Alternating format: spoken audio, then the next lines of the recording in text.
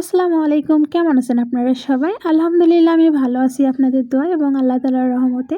তো যাই হোক না কেন, অলসের দিন যায় বেলা থেকে আমি সুবর্ণা বেগম আজকে আপনাদের সাথে নতুন একটা রেসিপি নিয়ে চলে আসলাম। তো যারা এখন পর্যন্ত আমার চ্যানেলটি সাবস্ক্রাইব করেন নাই, অবশ্যই সাবস্ক্রাইব করে পাশে থাকবেন। তো যাই হোক না কেন, এখানে আজকে রান্না হচ্ছে ফুলকপি দিয়ে রুই মাছ, যেটা আমার হাজব্যান্ডের অনেক অনেক পছন্দ। তো আজকে চলে আসলাম রুই মাছ দিয়ে ফুলকপি করার জন্য।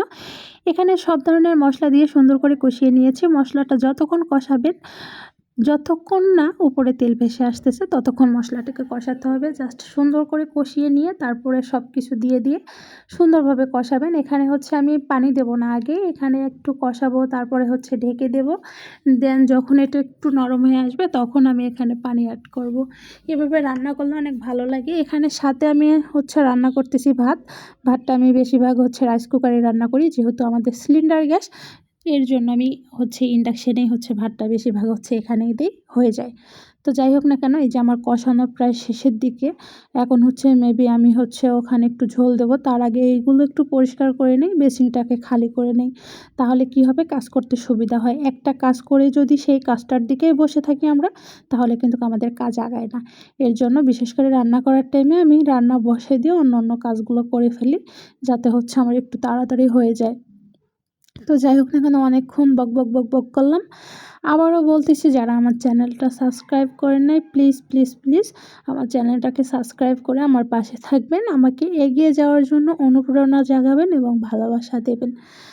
তো এখানে মেবি এই যে সব কাজ শেষ। এখন এই কাজ শেষ করার পরে এখন দেন চলে যাব আবারও আমি হচ্ছে রান্নার কাছে। এই যে রান্নার কাজে চলে এসেছি। এখন হচ্ছে সবগুলোকে আবারও কষিয়ে নেব ভালোভাবে। কষিয়ে নিয়ে দেন এখানে আমি হচ্ছে এখন আবারও ঝোল দিয়ে দেব।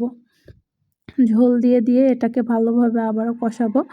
কষায় আরও একটু ঝোল দেব, দিয়ে হচ্ছে উপরে মাছ আমি ছেড়ে দেবো এখন। কারণ হচ্ছে মাছটা আমি আগেই দেই, কারণ আগে মাছটা দিলে অনেক হচ্ছে ভালো হয়, সব কিছু ঢোকে, ঝাল ঢোকে, লবণ ঢোকে। তো তরকারি হওয়ার আগে মাছটা দিলে কি হয়, সব কিছু ঢোকে না, আমার কাছে হচ্ছে খেতেও অতটা মজা লাগে না।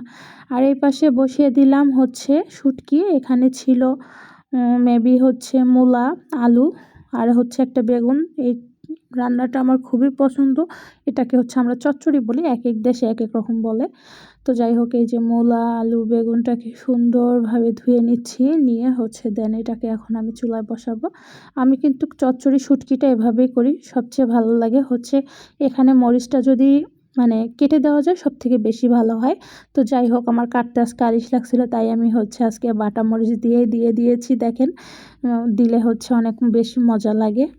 তো দেন এই যে সব কিছু কষিয়ে নিয়ে রান্নাটাও প্রায় শেষ করে ফেলবো। ভিডিওটা অনেকটা লং হয়ে গেল। সবাই ভালো